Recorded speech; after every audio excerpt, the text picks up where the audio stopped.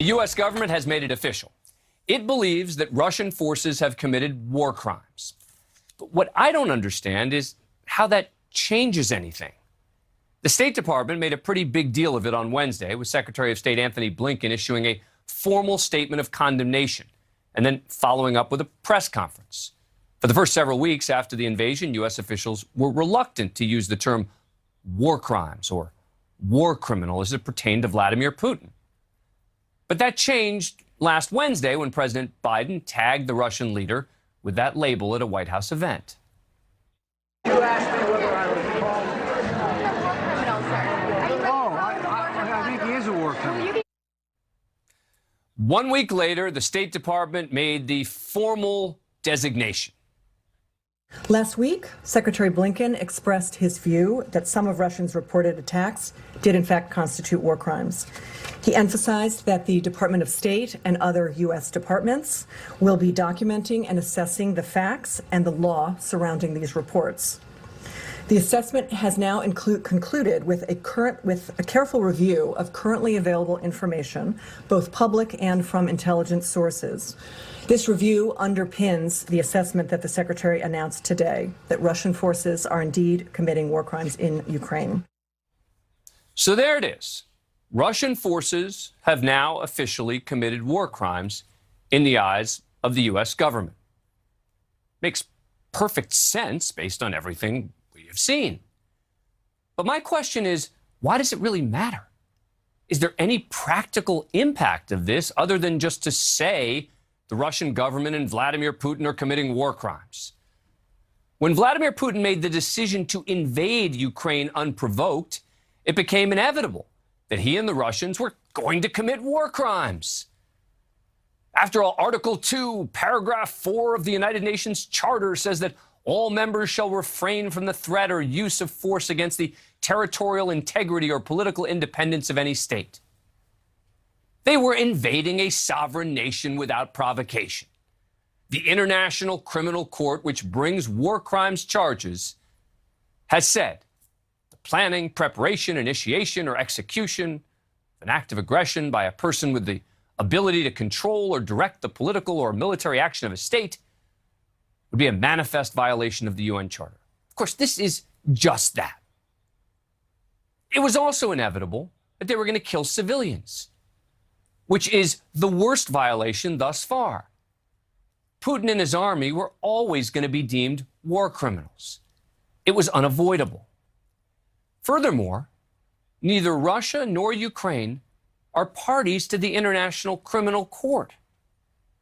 So how do they try Vladimir Putin or other Russian officials if they say, don't leave Russia or its allies?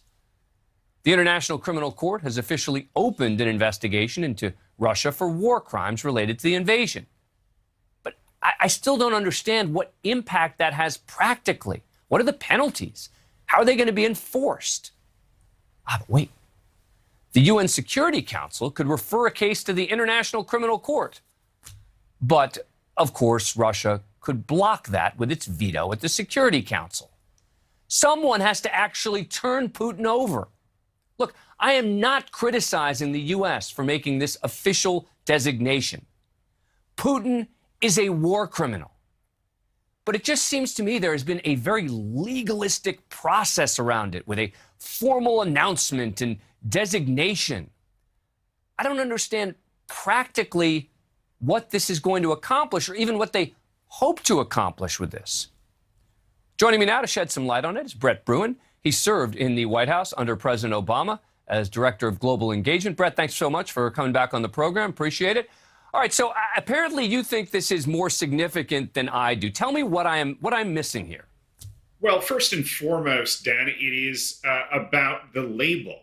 That label will be affixed to Vladimir Putin for all the days that remain for him on this earth. And that means, in practical terms, that very few people, very few leaders, countries are going to want to associate themselves with Putin. He's become a little bit of Pepe Le Pew, and everyone's going to try to keep their distance from him so as not to be contaminated by that label the label of being a war criminal. So there is some power to it. And look, I mean, obviously Putin has done lots of terrible things over the years, including what arguably could have constituted war crimes in Chechnya, in Syria, in Ukraine the first time. But this time, the U.S., European allies, and potentially the International Criminal Court will all claim that Putin has officially become a war criminal. All right. But again, the label might matter if Putin wasn't already an international pariah, right? I mean, if this were somehow going to change the view of anyone, any country, any nation state, et cetera, I'd understand that, right? I'd say, oh, well, this is a guy who was, doing business with the Germans for a long time. Now that he's been declared a war criminal, the Germans are going to have a much harder time doing business with him. I mean, it's not going to change the attitudes of the people, all the countries already doing business with him, the limited number, right, who are still engaging with him. And it's certainly not going to change the view of the vast majority of the world. And I want to be really clear, because I'm not mocking anyone, right, by saying this. I'm not saying that it's silly. What I'm saying is, what I don't understand is the practical impact of any of this, because it feels kind of hopeless, I guess is my point, is that there's been a big sort of to-do about this, and I feel like that we are, the International Criminal Court and the international community and the UN is all kind of powerless in this. Well, let me play this out in a couple different scenarios. One, we don't know what will happen in the coming years, and there's already obviously some level of discontent and division, even in the Kremlin itself. There could be a scenario in which Putin either is arrested by Russian forces or thrown out of power. And in those circumstances, we've seen it play out in a number of countries, including countries where I have worked, like Liberia, Ivory Coast, where some years later, the leaders are removed from power and ultimately find themselves sitting in a jail cell in The Hague. So this may eventually, should the conditions, political conditions in Russia change, actually have some effect. There are also a number of other Russian officials who this could implicate, and they potentially could find themselves traveling and eventually arrested in some international airport or destination. So there are practical effects to this decision.